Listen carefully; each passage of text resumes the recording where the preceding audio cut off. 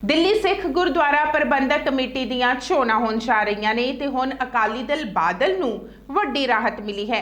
ਤੁਹਾਨੂੰ ਦੱਸ ਦਈਏ ਕਿ ਦਿੱਲੀ ਦੇ ਗੁਰਦੁਆਰਾ ਚੋਣ ਡਾਇਰੈਕਟੋਰੇਟ ਵੱਲੋਂ ਅਕਾਲੀ ਦਲ ਬਾਦਲ ਨੂੰ ਚੋਣ ਲੜਨ ਵਾਲੀਆਂ ਧਾਰਮਿਕ ਪਾਰਟੀਆਂ ਦੀ ਸੂਚੀ ਵਿੱਚ ਸ਼ਾਮਲ ਨਹੀਂ ਕੀਤਾ ਗਿਆ ਸੀ, जिस दे सिट्टे वजों अकाली दल बादल वालों डायरैक्टोरेट दे फैसले नूं चुनौती दित्ती गई सी ते हाई कोर्ट वालों अकाली दल बादल नूं वड्डी राहत दित्ती गई है ते श्रोमणी अकाली दल नूं बाल्टी चोण निशान अलॉट करन दे हुक्म दे दित्ते गए ने।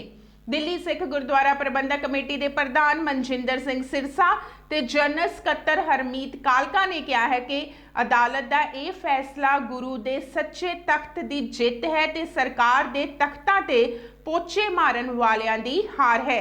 उन्होंने कहा है कि असी वार-वार ये स्पष्ट कर दिता सी कि जेकर चोणां लड़ांगे तो सिर्फ गुरु दे लंगर वाली बाल्टी दे चोण निशान ते ही लड़ांगे। उन्होंने श्रोमणी अकाली दल लई अरदासा करन वालियां मावां दा उचेचे तौर ते धन्नवाद कीता है। उन्होंने कहा है कि असी स्पष्ट किया सी कि एक चोणा जितन वास्ते असी कदे भी गुरु साहिब दे मीरी पीरी दे सिद्धांत नूं नहीं छड्ड सकदे, भावें असी इकल्ले क्यों ना रह जाइए। उन्होंने कहा है कि जेड़े सरकारी तख्तां ते जाके पोचे मारदे सी ते दावे करदे सी कि असी अकाली दल दा चोण निशान खत्म करवा आए हां, उन्हां दी इह एक वड्डी हार हुई है। ਅੱਜ ਬਹੁਤ ਵੱਡੀ ਖੁਸ਼ਖਬਰੀ ਦੇਣ ਵਾਸਤੇ ਔਰ ਉਹਨਾਂ ਲੋਕਾਂ ਦਾ ਧੰਨਵਾਦ ਕਰਨ ਵਾਸਤੇ ਦਾਸ ਇਹ ਵੀਡੀਓ ਪਾ ਰਿਹਾ ਹੈ। ਗੁਰੂ ਪਿਆਰੀ ਗੁਰੂ ਸਵਾਰੀ ਸੰਗਤ ਜੀ, ਵਾਹਿਗੁਰੂ ਜੀ ਕਾ ਖਾਲਸਾ, ਵਾਹਿਗੁਰੂ ਜੀ ਕੀ ਫਤਿਹ।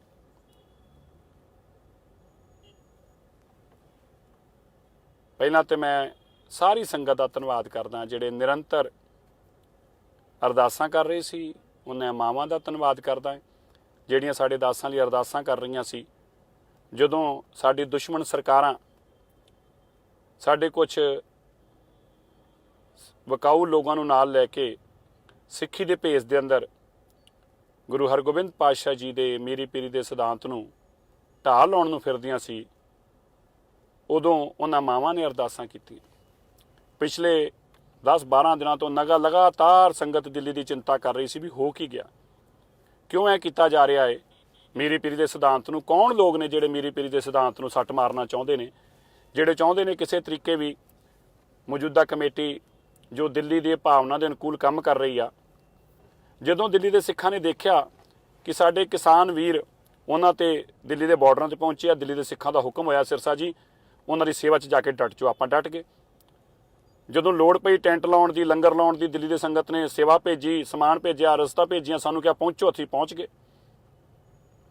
ਜਦੋਂ ਲੋੜ ਪਈ ਦਿੱਲੀ ਦੇ ਸਿੱਖਾਂ ਨੇ ਕਿਹਾ ਝਾਰਖੰਡ ਜਾਂ ਉੱਥੇ ਉੱਤਰਾਖੰਡ 'ਚ ਲੋੜ ਆ, ਯੂਪੀ 'ਚ ਲੋੜ ਆ, ਪਹੁੰਚੋ। ਦਿੱਲੀ ਕਮੇਟੀ ਅਸੀਂ ਕਿਹਾ ਜੀ ਹੁਣੇ ਪਹੁੰਚ ਜਾਂਦੇ ਹਾਂ, ਪਹੁੰਚ ਗਏ। ਹਰ ਮੈਦਾਨ ਦਿੱਲੀ ਕਮੇਟੀ ਡਟੀ। ਫਿਰ ਸਾਡੇ ਮੁੰਡਿਆਂ ਨੂੰ ਬਦਨਾਮ ਕਰਨ ਦੀ ਕੋਸ਼ਿਸ਼ ਕੀਤੀ ਕਿ ਲਾਲ ਕਿਲੇ ਨਾਮ ਤੇ ਦਿੱਲੀ ਕਮੇਟੀ ਔਰ ਦਿੱਲੀ ਦੇ ਸਿੱਖ ਡਟ ਕੇ ਫਿਰ ਖੜੇ ਹੋ ਗਏ। ਪਰਵਾਹ ਨਹੀਂ ਕੀਤੀ। ਅਸੀਂ ਜਾ ਕੇ ਟੀਵੀਆਂ ਤੇ ਰੌਲਾ ਪਾ ਕੇ ਉਸ ਕਲੰਕ ਜੋ ਸਾਨੂੰ ਲਾਉਣ ਲੱਗੇ ਸੀਗੇ, ਉਹ ਜੋ ਇੱਕ ਉਹਨਾਂ ਨੇ ਬਹੁਤ ਸਾਜ਼ਿਸ਼ ਦੇ ਤਰੀਕੇ ਦੇ ਨਾਲ ਸਾਡੇ ਉੱਤੇ ਇੱਕ ਘਟਨਾਕ੍ਰਮ ਜੋੜ ਕੇ ਤੇ ਸਾਨੂੰ ਬਦਨਾਮ ਕਰਨ ਦੀ ਕੋਸ਼ਿਸ਼ ਕਰ ਰਹੇ ਸੀ, ਅਸੀਂ ਉਸ ਧੱਬੇ ਨੂੰ ਲੱਗਣ ਨਹੀਂ ਦਿੱਤਾ। ਉਸ ਮਾਨਸਿਕਤਾ ਨੂੰ, ਸੋਚ ਨੂੰ ਬਦਲਤਾ ਜਿਹੜੀ ਸਾਡੇ ਖਿਲਾਫ ਚਲਾ ਰਹੇ ਸੀਗੇ। ਫਿਰ ਸਾਡੇ ਮੁੰਡਿਆਂ ਨੂੰ ਬੰਦ ਕੀਤਾ। ਦਿੱਲੀ ਸੰਗਤ ਨੇ ਕਿਹਾ ਇਹਨਾਂ ਮੁੰਡਿਆਂ ਨੂੰ ਆਪਾਂ ਬਾਹਰ ਕਢਾਉਣਾ ਹੈ। ਅਸੀਂ ਕਿਹਾ ਜੀ ਚਲੋ ਜੀ, ਲਾਗੇ ਨਾਲ ਸਾਰੇ ਮੁੰਡੇ ਅਸੀਂ ਸਿੱਖਾਂ ਆਪਣੇ ਵੀਰ ਬਾਹਰ ਕਢਾ ਲਿਆਂਦੇ। ਸਿੱਖ ਵੀਰਾਂ ਦੀ ਜੈ ਜੈਕਾਰ ਪੂਰੀ ਦੁਨੀਆ 'ਚ ਹੋਈ। ਸਰਕਾਰਾਂ ਨੂੰ ਬੜੀ ਤਕਲੀਫ ਹੋ ਰਹੀ ਸੀ ਤੇ ਸਰਕਾਰਾਂ ਕੀ ਕਰ ਰਹੀਆਂ ਸੀਗੀਆਂ, ਜਿਹੜੇ ਉਹਨਾਂ ਦੇ ਤਖਤਾਂ ਤੇ ਜਾ ਕੇ ਝਾੜੂ ਲਾਉਂਦੇ ਨੇ, ਪੋਚੇ ਲਾਉਂਦੇ ਨੇ ਨਾ ਸਰਕਾਰੀ ਤਖਤਾਂ ਤੇ, ਉਹਨਾਂ ਦੇ ਨਾਮ ਨੂੰ ਅੱਗੇ ਲੈ ਕੇ, ਉਹਨਾਂ ਨੂੰ ਨਾਲ ਲੈ ਕੇ ਤੇ ਸਾਡਾ ਸਿੰਬਲ ਬਾਲਟੀ, ਉਹੀ ਬਾਲਟੀ ਗੁਰੂ ਦੀ ਜਿਹਦੇ ਸਦਕੇ ਸਾਡੀ ਦੁਨੀਆ 'ਚ ਜੈ ਜੈਕਾਰ ਹੋਈ। ਗੁਰੂ ਦਿੱਲੀ ਦੇ ਸਿੱਖਾਂ ਨੂੰ ਦੁਨੀਆ ਨੇ ਪੂਜਣਾ ਸ਼ੁਰੂ ਕਰ ਦਿੱਤਾ। ਲੋਕ ਸਿੱਖਾਂ ਨੂੰ ਦੇਵਤਾ ਕਹਿਣ ਲੱਗ ਪਏ। ਲੋਕ ਇਹ ਮੰਨਣ ਲੱਗ ਪਏ ਕਿ ਸਿੱਖਾਂ ਤੋਂ ਵੱਡੀ ਕਿਸੇ ਸੇਵਾ ਨਹੀਂ ਹੋ ਸਕੀ। ਦਿੱਲੀ ਦੇ ਸਿੱਖਾਂ ਨੇ ਉਹ ਸੇਵਾ ਕਰਕੇ ਦਿਖਾਈ ਕਿ ਦੁਨੀਆ ਭਰ ਦੇ ਟੀਵੀ ਚੈਨਲ ਉਹਨੂੰ ਮੰਨਣ ਲੱਗ ਪਏ। ਤੇ ਇਹਨਾਂ ਲੋਕਾਂ ਨੂੰ ਕਿੰਨੀ ਤਕਲੀਫ ਹੋਈ। ਇਹ ਸਰਕਾਰੀ ਦਰਾਂ ਤੇ ਜਾ ਕੇ ਬਹਿ ਕੇ ਕਹਿੰਦੇ ਜੀ ਦਿੱਲੀ ਕਮੇਟੀ ਤੋਂ ਸਿਰਸੇ ਨੂੰ ਹਟਾਓ, ਜਿਵੇਂ ਮਰਜ਼ੀ ਕਮੇਟੀ ਖੋ ਇਹਨਾਂ ਤੋਂ, ਇਲੈਕਸ਼ਨ ਕਰਾ ਦਿਓ, ਪਰ ਇਲੈਕਸ਼ਨ ਅੰਦਰ ਇਹ ਨਹੀਂ ਲੜਨੇ ਚਾਹੀਦੇ। ਮੀਰੀ ਪੀਰੀ ਦੇ ਸਿਧਾਂਤ ਨੂੰ ਖਤਮ ਕਰ ਦਿੱਤਾ। ਸੰਗਤ ਜੀ ਮੈਂ ਤੁਹਾਨੂੰ ਵਧਾਈ ਦਿੰਦਾ, ਤੁਸੀਂ ਬਹੁਤ ਮੇਰਾ ਸਾਥ ਦਿੱਤਾ ਹੈ। ਕਿੰਨੇ ਕੁ ਅਲਫਾਜ਼ਾਂ ਨਾਲ ਮੈਂ ਤੁਹਾਡਾ ਧੰਨਵਾਦ ਕਰਾਂ। ਉਹ ਮਾਵਾਂ ਦਾ ਧੰਨਵਾਦ ਕਰਦਾ ਜਿਹੜੀਆਂ ਕੱਲ੍ਹ ਦੀਆਂ ਮੈਨੂੰ ਫੋਨ ਕਰ ਰਹੀਆਂ ਸੀ ਕਿ ਤੁਸੀਂ ਸਾਡੇ ਮੁੰਡੇ ਛਾਏ, ਸਾਡੇ ਬੱਚੇ ਛੜਾਏ, ਉਹਦਾ ਤੁਹਾਨੂੰ ਖਮਿਆਜਾ ਭੁਗਤਣਾ ਪੈ ਰਿਹਾ। ਮੈਂ ਕਿਹਾ ਨਹੀਂ ਮਾਤਾ ਜੀ, ਆਪਾਂ ਨੂੰ ਨਹੀਂ ਭੁਗਤਣਾ ਪਊਗਾ ਉਹਦਾ ਖਮਿਆਜਾ। ਉਹਦਾ ਖਮਿਆਜਾ ਉਹਨਾਂ ਨੂੰ ਭੁਗਤਣਾ ਪਊਗਾ ਜਿਹੜੇ ਬੇਈਮਾਨੀ ਕਰਦੇ ਪਏ ਆ। ਗੁਰੂ ਆਪਣੇ ਅੰਗ ਸੰਗ ਸਹਾਈ ਆ, ਮੇਰੇ ਮਾਲਕ ਦੇ ਸਦਕੇ ਆਪਾਂ ਜਿਉਂਦੇ ਆ। ਦੇਖੋ ਸੰਗਤ ਜੀ, ਅਸੀਂ ਆਪਣਾ ਹੌਸਲਾ ਨਹੀਂ ਡੋਲਿਆ। ਤੁਸੀਂ ਯਾਦ ਕਰੋ 28 ਤਰੀਕ ਨੂੰ ਸੰਗਤ ਜੀ ਅਸੀਂ ਤੁਹਾਡੇ ਸਾਰਿਆਂ ਦੇ ਵਿੱਚ ਜਨਤਕ ਤੌਰ ਤੇ ਗੁਰੂ ਤੇਗ ਬਹਾਦਰ ਸਾਹਿਬ ਜੀ ਦੇ ਦਰ ਤੋਂ ਐਲਾਨ ਕਰ ਦਿੱਤਾ ਸੀਗਾ, ਇਕੱਲੇ ਰਹਿ ਜਾਵਾਂਗੇ ਪਰ ਮੀਰੀ ਪੀਰੀ ਦੇ ਸਿਧਾਂਤ ਨੂੰ ਚੋਟ ਨਹੀਂ ਵੱਜਣ ਦਿਆਂਗੇ, ਮੀਰੀ ਪੀਰੀ ਦੇ ਸਿਧਾਂਤ ਨੂੰ ਖਤਮ ਨਹੀਂ ਹੋਣ ਦਿਆਂਗੇ। ਇਹ ਵੀ ਕਹਿ ਦਿੱਤਾ ਸੀਗਾ ਕਿ ਸਰਕਾਰ ਚਾਹੁੰਦੀ ਆ ਕਿ ਸਾਡੇ ਤਖਤਾਂ ਤੇ ਆ ਕੇ ਸੀਸ ਨਵਾਓ, ਮੀਰੀ ਪੀਰੀ ਦਾ ਸਿਧਾਂਤ ਛੱਡ ਕੇ ਸਾਡੇ ਕੋਲ ਆਓ ਤੇ ਅਸੀਂ ਤੁਹਾਨੂੰ ਕਮੇਟੀਆਂ ਚੁਣਾਵ ਲੜਨ ਦਿੰਦੇ। ਮੈਂ ਕਹਿੰਦਾ ਨਹੀਂ ਲੜਾਂਗੇ, ਨਹੀਂ ਬੜਾਂਗੇ, ਪਰ ਲੜਾਂਗੇ ਤੇ ਗੁਰੂ ਦੀ ਉਹ ਬਖਸ਼ਿਸ਼ ਜਿਹੜੀ ਲੰਗਰ ਦੇ ਸਦਕੇ ਸਾਨੂੰ ਮਿਲੀ, ਉਹੀ ਬਾਲਟੀ ਗੁਰੂ ਦਾ ਜਿਹੜਾ ਨਿਸ਼ਾਨ ਆ ਨਾ, ਜਿਸ ਬਾਲਟੀ ਦੇ ਸਦਕੇ ਇਸ ਲੰਗਰ ਦੀ ਸੇਵਾ ਦੇ ਕਰਕੇ ਹੀ ਸਾਡੀ ਪਛਾਣ ਆ, ਅਸੀਂ ਉਹ ਆਪਣਾ ਨਿਸ਼ਾਨ ਨਹੀਂ ਛੱਡਾਂਗੇ। ਆ ਦੇਖੋ ਕੀ ਹੋਇਆ ਅੱਜ, ਕਿੰਨਾ ਦੀ ਜਿੱਤ ਹੋਈ ਆ, ਜਿਨ੍ਹਾਂ ਦਾ ਵਿਸ਼ਵਾਸ ਗੁਰੂ ਤੇਗ ਬਹਾਦਰ ਸਾਹਿਬ ਦੇ ਚਰਨਾਂ ਤੇ ਸੀ। ਮੈਂ 28 ਤਰੀਕ ਨੂੰ ਐਲਾਨ ਕਰਕੇ ਕਿਹਾ, ਸਾਰੇ ਕਹਿ ਰਹੇ ਟੀਵੀਆਂ ਤੇ ਖਬਰਾਂ ਚੱਲ ਗਈਆਂ ਸਾਡਾ ਸਿੰਬਲ ਖੋਲਿਆ, ਸਾਨੂੰ ਇਲੈਕਸ਼ਨ ਹੀ ਲੜਨ ਦੇਣਗੇ। ਮੈਂ ਕੱਲ ਰਾਤ ਵੀ, ਅਗਰ ਤੁਹਾਨੂੰ ਮੇਰੀ ਵੀਡੀਓ ਯਾਦ ਹੋਵੇ, ਮੈਂ ਗੁਰਦੁਆਰਾ ਸਾਹਿਬ ਤੇ ਜਨਤਕ ਤੌਰ ਤੇ ਅਨਾਉਂਸ ਕਰਤਾ ਸੀ। ਮੈਂ ਕਿਹਾ ਸੰਗਤਾਂ ਨੂੰ ਮੈਂ ਵਿਸ਼ਵਾਸ ਦਿਵਾਉਣਾ ਹੈ, ਮੇਰਾ ਵਿਸ਼ਵਾਸ ਮੇਰੇ ਗੁਰੂ ਦੇ ਚਰਨਾਂ 'ਚ ਇੰਨਾ ਜ਼ਿਆਦਾ ਏ, ਜੇ ਮੈਂ ਅਰਦਾਸ ਕਰਕੇ ਤੁਰ ਪਿਆ ਸਮੁੰਦਰ ਆ ਜਾਊਗਾ, ਮੈਂ ਸਮੁੰਦਰ ਨੂੰ ਪਾਰ ਕਰ ਜਾਊਂਗਾ। ਮੈਂ ਇਹ ਨਹੀਂ ਪੁੱਛੂੰਗਾ ਵੀ ਇਹ ਸਮੁੰਦਰ, ਲੋਕ ਕਹਿਣਗੇ ਤੂੰ ਡੁੱਬ ਜਾਏਗਾ, ਮੈਂ ਕਹਿਣਾ ਨਾ, ਇਹ ਮੇਰੇ ਗੁਰੂ ਰਾਖਾ ਹੈ, ਕਿਵੇਂ ਡੁੱਬ ਜਾਊਂਗਾ ਮੈਂ? ਅੱਗੇ ਜੇ ਅੱਗ ਦਾ ਸਮੁੰਦਰ ਆ ਜਾਏ ਤੇ ਸਿਰ ਸੇ ਤੂੰ ਚੱਲ ਕੇ ਚਲੇ ਜਾਏਗਾ ਅੱਗੇ, ਬਿਲਕੁਲ, ਕਿਉਂਕਿ ਮੈਂ ਗੁਰੂ ਦੇ ਚਰਨਾਂ 'ਚ ਅਰਦਾਸ ਕੀਤੀ ਹੈ, ਹਾਰ ਨਹੀਂ ਹੋ ਸਕਦੀ ਕਦੀ। ਗੁਰੂ ਦੇ ਸਿੱਖ ਦੀ ਕਿਵੇਂ ਹਾਰ ਹੋਊਗੀ? ਜਿਹਨੇ ਅਰਦਾਸ ਹੀ ਗੁਰੂ ਦੇ ਚਰਨਾਂ 'ਚ ਕਰਤੀ, ਉਹਦੀ ਅਰਦਾਸ ਹਾਰ ਕਿਵੇਂ ਹੋ ਸਕਦੀ ਆ? ਤੇ ਕੀ ਹੋਇਆ ਅੱਜ? ਸਰਕਾਰੀ ਤਖਤਾਂ ਦੀ ਹੋ ਗਈ ਨਾ ਹਾਰ, ਵੇਂਦੇ ਰਹਿ ਗਏ। ਅੱਜ ਕੋਰਟ ਦੀ ਗੱਲ ਦੱਸਣਾ ਚਾਹੁੰਦਾ, ਅੱਜ ਤੇ ਜੱਜ ਸਾਹਿਬ ਨੇ ਵੀ ਇਹ ਗੱਲ ਕਹੀ, ਕੋਰਟ 'ਚ ਕਹੀ, ਮੈਂ ਤੇ ਕੋਰਟ ਦੀ ਗੱਲ ਦੱਸ ਰਿਹਾ।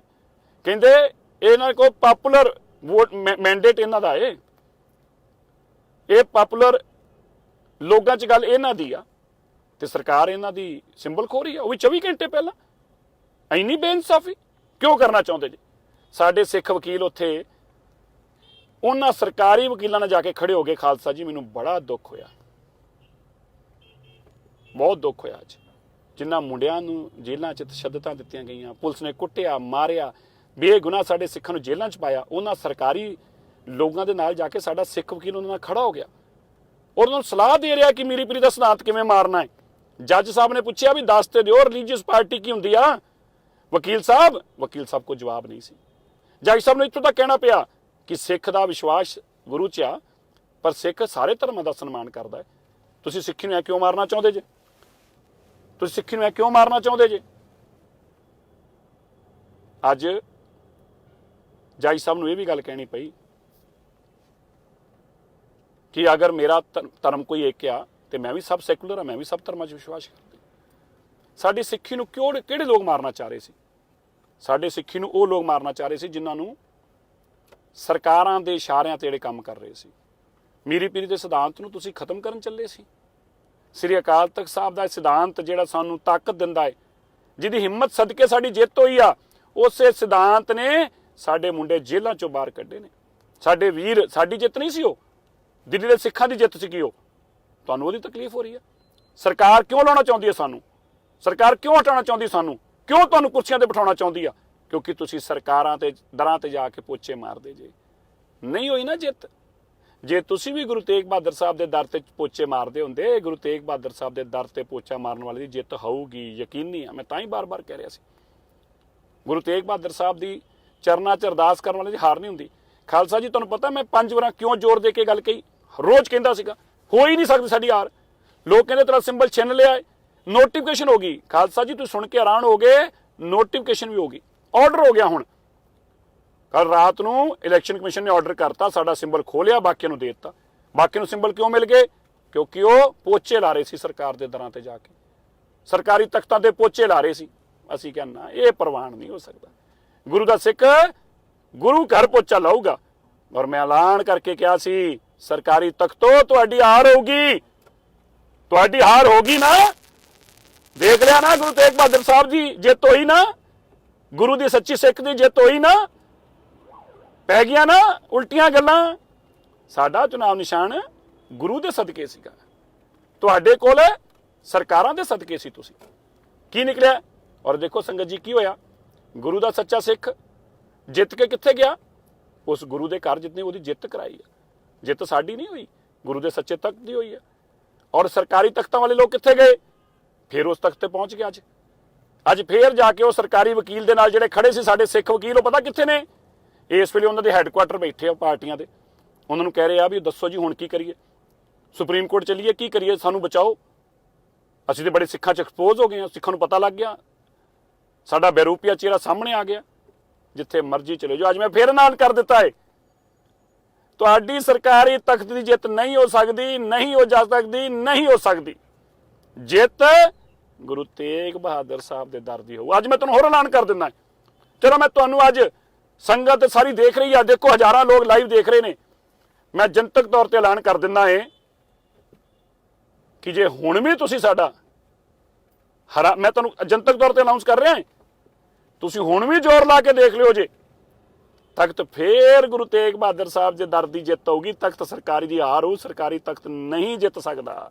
ਜਿੱਤਣਾ ਗੁਰੂ ਦੇ ਸੱਚੇ ਤਖਤ ਨੇ, ਗੁਰੂ ਦੇ ਸੱਚੇ ਤਖਤ ਨੇ ਜਿੱਤਣਾ। ਜਾਓ ਮੈਂ ਤੁਹਾਨੂੰ ਐਲਾਨ ਕਰਕੇ ਕਿੰਨਾ ਜ਼ੋਰ ਲਾ ਕੇ ਦੇਖ ਲਓ। ਜਾਓ ਸਾਡੇ ਉਹ ਬਹਿਰੂਪੀਆ ਵਕੀਲ ਸਾਹਿਬ, ਅੱਛਾ ਹੁੰਦਾ ਅਗਰ ਤੁਸੀਂ ਸਾਡੇ ਨਾਲ ਖਲੋਤੇ ਹੁੰਦੇ ਨਾ ਤੇ ਅੱਜ ਤੁਸੀਂ ਗੁਰੂ ਤੇਗ ਬਹਾਦਰ ਸਾਹਿਬ ਦੇ ਦਰ ਤੇ ਜਾ ਕੇ ਬੈਠੇ ਹੋਣਾ ਸੀ। ਕਿਉਂ ਤੁਹਾਡੀ ਹਾਰ ਹੋ ਗਈ? ਕਿਉਂਕਿ ਤੁਸੀਂ ਸਰਕਾਰੀ ਤਖਤਾਂ ਦੇ ਨਾਲ ਜੁੜੇ ਹੋਏ ਸੀ। ਮੈਂ ਸੰਗਤ ਦਾ ਬਹੁਤ ਬਹੁਤ ਧੰਨਵਾਦ ਕਰਦਾ। ਜੇ ਸੰਗਤ ਦੀ ਕਿਰਪਾ ਸਦਕੇ ਮੇਰੇ ਤੇ ਇੰਨੀ ਕਿਰਪਾ ਹੋਈ ਹੈ, ਉਹਨਾਂ ਮਾਵਾਂ ਦਾ ਧੰਨਵਾਦ ਕਰਦਾ ਜਿਨ੍ਹਾਂ ਮੇਰੇ ਲਈ ਅਰਦਾਸਾਂ ਕੀਤੀਆਂ। ਉਹਨਾਂ ਅਰਦਾਸਾਂ ਦੀ ਸਦਕੇ ਹੀ ਸਾਡੀ ਕਿਰਪਾ ਹੋਈ ਹੈ ਸਾਡੇ ਤੇ। ਮੈਂ ਉਹਨਾਂ ਦਾ ਸਭ ਦਾ ਧੰਨਵਾਦ ਕਰਦਾ। ਗੁਰੂ ਸਾਹਿਬ ਇਸੇ ਤਰ੍ਹਾਂ ਸਾਡੇ ਤੇ ਕਿਰਪਾ ਬਣਾਈ ਰੱਖਣ।